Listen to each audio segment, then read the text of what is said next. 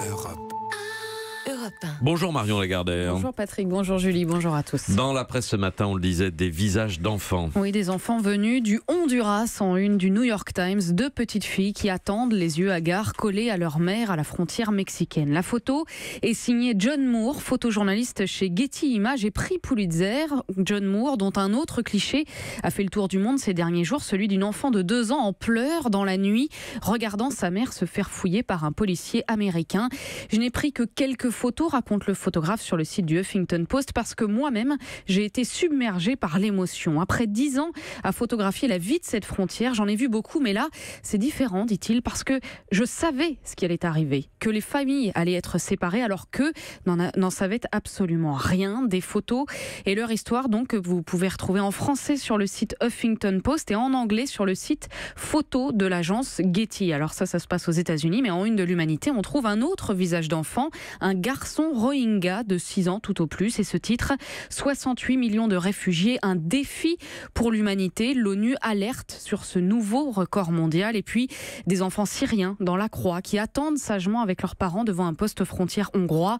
À Budapest, les députés doivent voter aujourd'hui un ensemble de mesures visant à criminaliser l'assistance aux migrants, explique le journal. Ces mesures équivalent à sortir de la Convention de Genève. Allez voir ces photos de John Moore de chez Getty. Vous verrez aussi que pour cette petite fille de 2 ans du Honduras, on voit que sa mère lui lasse les chaussures, fait ses lacets avant d'être séparée de son enfant. On a ces photos-là. C'est saisissant. Ouais. Parce qu'effectivement, derrière ces photos d'enfants, c'est évidemment d'émigration que parle la presse. Oui, comment qualifier, comment nommer ce qui se joue? La Charente Libre parle d'une obsession migratoire, le Républicain lorrain de défi migratoire, le Figaro en page 19 de pression migratoire. Sur son site de débat et controverse, Figaro Vox, on trouve 3 tribunes.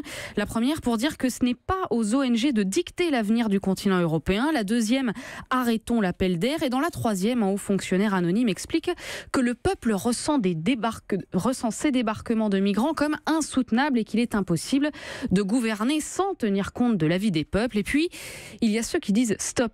Assez, non à l'escalade, écrit Guillaume Goubert dans La Croix. Il faut parfois marquer un temps d'arrêt pour mesurer, au-delà de l'écume de l'actualité, le poids de certains changements. Or, une certaine linéarité, celle d'un monde ouvert se construisant dans un esprit de coopération, s'est brisée.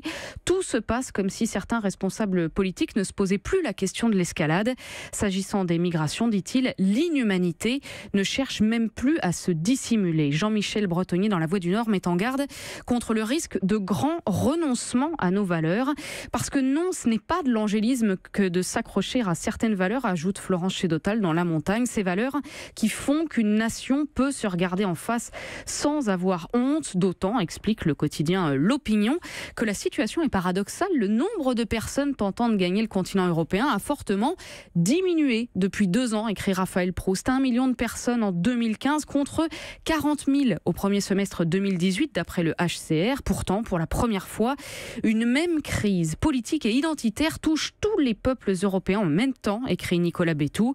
Ces ressorts sont le repli sur les frontières nationales, le refus du collectif, la perte de confiance dans la communauté. Les pionniers de l'Europe avaient coutume de dire que l'union économique déboucherait un jour sur l'union politique, et c'est la négation de ce destin qui progresse aujourd'hui. Analyse à lire donc dans L'Opinion et à laquelle la couverture de Courrier International fait écho. La question migratoire va-t-elle faire éclater l'Union européenne, demande l'hebdomadaire qui titre avec ces mots « La honte de l'Europe ». Enfin, plusieurs dossiers ce matin sur ces dangers qui menacent nos enfants. À commencer par celui qui est en une de Midi Libre. Le jeu de l'olive vire à la violence sexuelle. Au collège de Saint-Gervais-sur-Marne, un garçon de 11 ans en a agressé un autre de 12 en lui enfonçant, écrit le journal, un bâton dans les fesses. Un jour, dit été, une plainte déposée à la gendarmerie.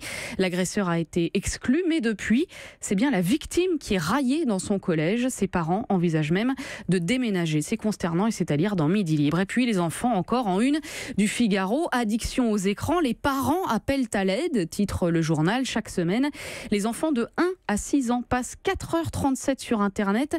Les 13-19 ans, 15h11. C'est ce qui fait que la dépendance aux tablettes, téléphones et aux écrans est devenue le premier motif d'inquiétude des familles, écrit le Figaro, devant la scolarité. Mais qui blâmer quand les adultes eux-mêmes ne sont pas toujours exemplaires? Témoignent témoignages d'ados sur ce père qui regarde toujours ses mails, cette mère scotchée à son Facebook ou encore cet autre sur Candy Crush, à lire donc dans le Figaro. On trouve aussi plusieurs dossiers sur les jeux vidéo sous l'angle prévention en une de Libération qui aborde les troubles mentaux et l'addiction, et puis sous l'angle plaisir pour le Parisien avec sa liste des jeux vidéo qui vont faire rêver vos enfants. Attention, précise le journal, ils vont vous les réclamer, mais rappelez-vous que Call of Duty, Battlefield et Assassin's Creed sont interdits aux moins de 18 ans. Et oui, enfin, toujours à propos des jeunes, la note d'espoir du jour en une de 20 minutes. Oui, ils lisent 13 livres par an en moyenne, d'après une étude Ipsos. Alors pour comparer, je suis allée chercher la moyenne des Français, tous âges confondus.